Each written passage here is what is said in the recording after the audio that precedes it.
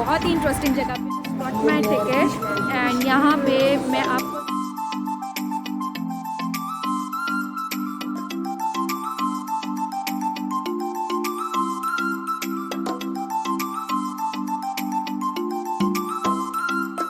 Hey guys अस्सलाम वालेकुम मेरहबा खैनलमा होश गैल्डनेस राइट नाउ मैं अभी एक बहुत ही इंटरेस्टिंग जगह पे आई हूँ और आप लोगों को लेके जाने वाली हूँ एंड मुझे ज़रा रोड क्रॉस करने दें फिर आप लोगों को दिखाती हूँ कि मैं कहाँ आई हूँ।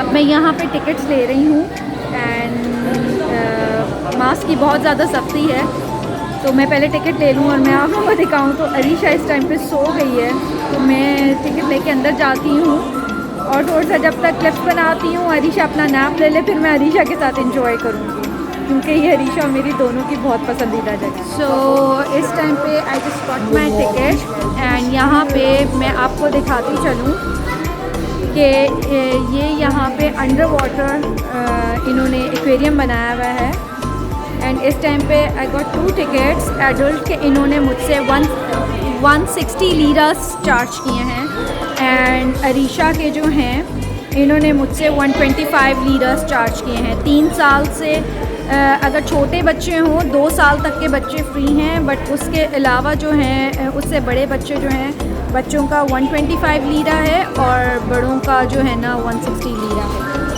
ये दोनों हैं मेरे हाथ में। सो चलते हैं जी शुरू करते हैं अपना यहाँ से। मैं पहले यहाँ से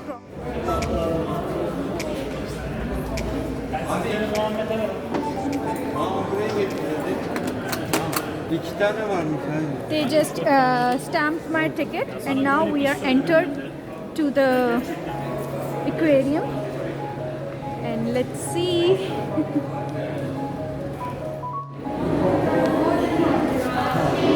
अभी देखते हैं हमने कहाँ तक जाना है। अभी तो मुझे खुद नहीं पता कहाँ का है। Let's see I think I should go from there. हाँ यहाँ पे इनका ये कैफ़े बना हुआ है। मुझे भूख भी बड़ी लग रही है बट चलो थोड़ा सा घूम आते हैं फिर आके वापसी पे खाते हैं क्योंकि यहाँ पे बंद ना हो जाए। And this is called black sea के अंदर जी हम जा रहे हैं। वो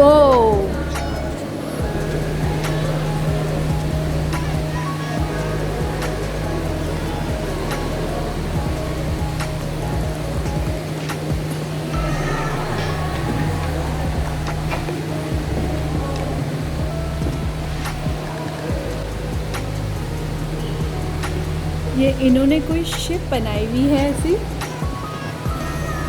एंड गाइस ऑनेस्टली बहुत ही मज़े की फील आ रही है जैसे वाकई में हम एक शिप के अंदर हैं एंड दिस इज़ हेयर।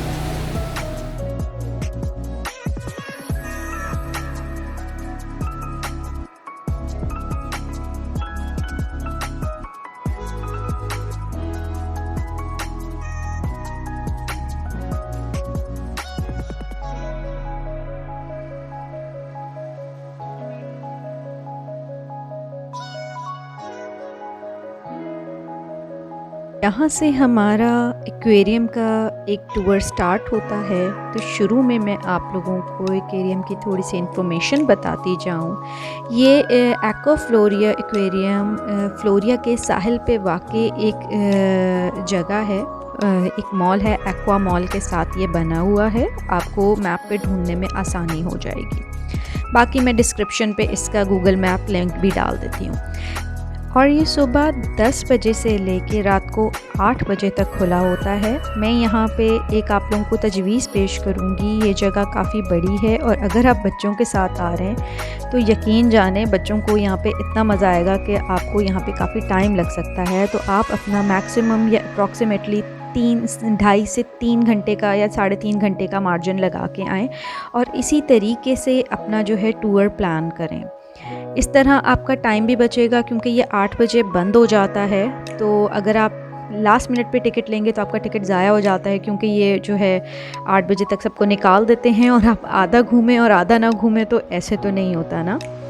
तो यहाँ से हम स्टार्ट करते हैं। अरे वाह, ये देखें इन्होंने अंडर वाटर और पूरा ये इस तरह से टैंक बनाया हुआ है। अच्छा, यहाँ मैं आपको बताती चलूँ कि इस एक्वेरियम में 1500 से तक की स्पीसीज़ इन्होंने डाली हुई हैं, जो यहाँ पे इन्होंने डिस्प्ले की हैं। और ये स्पीसीज़ या ये जितनी भी सी क्रिएचर है ये इन्होंने आर्टिफिशियल लार्ज टैंक्स में रखी हुई हैं। मैंने जब इसको सर्च करी थी तो मैं थोड़े मिसकॉन्सेप्शन में थी, मुझे था शायद ये अंडर वाटर इन्होंने बनाया हुआ है, बट नहीं, ये आर्टिफिशियल टैंक्स हैं। और गाइस, इसका इंटीरियर इतना मज़े का है कि आपको मैं क्या बताऊं। अच्छा, यहाँ पे ईटरीज़ और गिफ्ट शॉप भी हैं, बट मैं आपको सजेस्ट करूँगी कि यहाँ से आप मत लें, बहुत महंगा यहाँ पे मिलता है। इसकी बजाय आप अच्छी तरह यहाँ पे घूमें और यहाँ से निकलने के बाद साथ ही मॉल है, आप मॉल जाके वहाँ से कुछ खा लें फूड कोर्ट से। सो जी, यहाँ से स्टार्ट करते हैं हम अपना टूर। आप देख रहे हैं यहाँ पे बहुत खूबसूरत इन्होंने इसका इंटीरियर किया हुआ है। लाइक के बिल्कुल लगता है कि आप वाकई में समंदर के अंदर घूम रहे हैं, बिल्कुल ऐसे ही फ़ील आती है। और मेरी बेटी तो बहुत एक्साइटेड है और हम लोगों ने यहाँ पे बहुत इन्जॉय किया। इसकी एक मिसाल आप देख लेंगे, क्योंकि जब हमने शार्क देखी तो मैं और अरीशा दोनों ही क्रेज़ी हो गए शार्क को देख के। और आप ज़रा इस लड़की के काम देखें, ये स्ट्रॉलर अपना करीब करके इसका बस नहीं चल रहा था कि ये अंदर पानी में छलांग मारे और उन फिशेस के साथ खेले। यहाँ पे इन्होंने सिस्टम बहुत अच्छा किया हुआ है बैठने का। आप यहाँ बैठें और यहाँ से देखें, ये बहुत डीप है और आगे जाके आप मज़ीद देखेंगे मेरे व्लॉग में कि मैं इनके सारे पोर्शंस में जाऊँगी, इनके डीप तक जाऊँगी और वहाँ पे आप लोगों को दिखाऊँगी कि किस तरह से इन्होंने सब डिस्प्ले किया हुआ है। आप यहाँ बैठें, यहाँ से इनकी सब क्रिएचर्स को देखें। ये बहुत बड़ा टैंक इन्होंने बनाया हुआ है।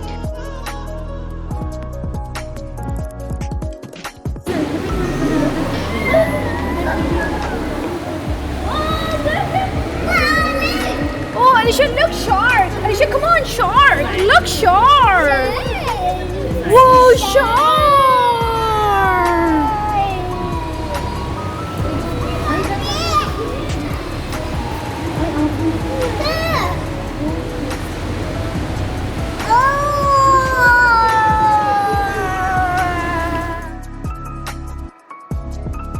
अच्छा, यहाँ से अब हम दूसरे सेक्शन में आ रहे हैं जहाँ पे बहुत सारी फ़िशेस के बारे में और बहुत सारी इन्फॉर्मेशन थी। डिफरेंट एराज़ में यहाँ पे बहुत सारी स्पीशीज़ आती रही हैं और यहाँ से माइग्रेट होती रही हैं। एंड ऑनेस्टली ये छत मुझे बहुत ही ज़्यादा एक मैजिकल लग रही थी कि एक लाइट के इफ़ेक्ट्स के साथ लग रहा था आपके सर के ऊपर कोई फ़िश की, और इतनी खूबसूरत सी छत है। बट ऑनेस्टली बताऊँ, मेरा बड़ा दिल था ये सब इन्फॉर्मेशन पढ़ने का, बट अरीशा बहुत क्रेज़ी हुई थी। उसका बस नहीं चल रहा था कि वो किसी तरह से किसी ना किसी फ़िश टैंक में घुस जाए, उनको हाथ लगाए, उन्हें हाथ में पकड़े। हालांकि सच्ची बात बताऊँ, मुझे बहुत डर लगता है फ़िशेस को हाथ में हाथ लगाना और उनको देखना। बट येस, हम लोग यहाँ से गए। बहुत अल्लाह की हसीन कुदरत है जो यहाँ देखने को मुझे मिली। एंड ऑनेस्टली बताऊँ, जब हम लोग इस टैंक के पास आए ना, तो मुझे यकीन जाने अपने बचपन में देखे गए मरमेड के कार्टून्स याद आ गए, जिसमें आप लोगों को याद है ना, जो उसमें एक विलन थी उर्सुला, उसके साथ जो उसके 2 साथी होते हैं। मुझे तो बिल्कुल ये उसी तरह से लगे, बट वो ब्लैक में थे और ये ज़रा वाइट में है। अच्छा, अब यहाँ देखें ज़रा, आखिरकार को सिक्योरिटी आ गई अरीशा को लेने, और ये देखें ज़रा, इस लड़की ने अंदर हाथ मारने शुरू कर दिए थे और उन्होंने कहा ये डेंजरस है, आप इसको यहाँ पे करीब मत जाने दें। एंड यहाँ पे अरीशा ने खूब रोना भी शुरू कर दिया था। यहाँ पे जो ओपन टैंक्स हैं उसके करीब जाना बिल्कुल अलाउड नहीं है। और लकीली एक चीज़ हमारे लिए अच्छी हुई, कोविड की वजह से रश इतना ज़्यादा नहीं था, तो हम सुकून से फिरते रहे। और साथ साथ फिर मैंने ऋषा को चुप कराया और हम उसके थोड़ी दूसरी साइड से ऊपर से गए और यहाँ से हम ये सब देखने लगे। एंड गाइस, इन्होंने इतना अच्छा सेटअप किया हुआ था जैसे कोई पुरानी कश्तियाँ डूब गई है और उसमें मछलियाँ हैं। तो इस तरह का बहुत खूबसूरत सा एक इन्होंने सेटअप किया हुआ था। एंड यहाँ से जब हम बाहर निकले तो ओ माय गॉड, मैं आपको बताऊँ, इतना खूबसूरत मंज़र था ये मेरे लिए कि मेरा दिल नहीं करता था कि मैं यहाँ से आंखें हटाऊँ। मेरे अल्लाह ने बहुत खूबसूरत अपनी दुनिया बनाई है। एंड लकीली हम लोग जिस टाइम पे गए हुए थे वो सनसेट का टाइम था। यहाँ से इन्होंने पूरा जो है समंदर का एक पूरा व्यू काउंटर किया हुआ है। वहाँ से यहाँ से लोग खड़े होके बाहर देखते हैं। उन्होंने डिफरेंट बाइनोकुलर्स मतलब दूरबीनें लगाई हुई हैं जिसमें आप कॉइन्स डाल के दूर तक देख सकते हैं और यहाँ पे अच्छी सी पिक्चर्स ले सकते हैं। सो हम लोगों ने यहाँ पे देखा, बट अरीशा ज़्यादा इंटरेस्टेड थी कि उसे और फ़िशेस देखनी है, तो मैं ज़्यादा देर रुकी नहीं। बट जो कॉर्नर था वहाँ मेरा दिल किया कि मैं थोड़ी देर और रुक जाऊँ। यही वजह है कि मुझे इस वाली खिड़की के आगे से हटने का दिल नहीं करता था। इतने खूबसूरत आसमान के कलर्स और सनसेट में जो सूरज के डूबते हुए रंग हैं बहुत अच्छे लगते थे। और जो सबसे अच्छी बात थी ना यहाँ पे, वो सफाई का था इंतज़ाम। एंड दूसरा आपको मैं बताऊँ, ये हमारे लिए ये जगह बच्चों के हिसाब से बहुत अच्छी है। एक यहाँ पे इन्होंने जो सिस्टम किया हुआ है, यहाँ पे बहुत सारे बुज़ुर्ग भी आए हुए थे और यहाँ पे व्हील चेयर की फैसिलिटी भी थी कि बुज़ुर्ग थक जाते हैं घूमने की वजह से, तो आप उनके लिए व्हील चेयर भी यहाँ से रेंट आउट कर सकते हैं। रेंट का तो मुझे इतना पता नहीं, but yes they provide wheel chair. और यहाँ पे इन्होंने बिल्कुल ही लिफ्ट सिस्टम बनाया हुआ है कि आप इनके थ्रू जिस भी आपने फ्लोर पे जाना है आप वहाँ पे जा सकते हैं। सो हम लोग भी अब चल रहे हैं नीचे के फ्लोर की तरफ और वहाँ जाके अब मैं आपको एक बहुत ही इंटरेस्टिंग चीज़ बताने वाली हूँ। इसको ज़रा गौर से सुनिएगा। ये हम जिस एरिया में आए हैं यहाँ पे थोड़ी सी मेडिटेरियन सी, आप लोगों को जैसे पता है कि ब्लैक सी और मेडिटेरियन सी इनके करंट्स आपस में मिलते हैं। सो ये एरिया इन्होंने इस हिस्ट्री को बताया है कि यहाँ पे तकरीबन 1856 की दहाई की बात है, जब एक फ्रांसीसी ताजिर था जो कि इजिप्ट का सफ़ीर था, उसने यहाँ पे एक कनाल बनाने की, एक नदी बनाने की तजवीज़ दी जिससे यहाँ पे ट्रेड में आसानी हो। और ये सारा प्लान ऑनेस्टली बताऊँ उस ज़माने का उन्होंने दिखाया हुआ है। एंड इतना खूबसूरत इन लोगों ने ये बनाया हुआ था कि उस ज़माने में किस तरीके से सारे ये ट्रेडिंग के लिए कनाल का प्लान हुआ और किस तरह से इसको बनाया गया। इसकी हिस्ट्री बहुत इंटरेस्टिंग थी, बहुत मज़े की थी।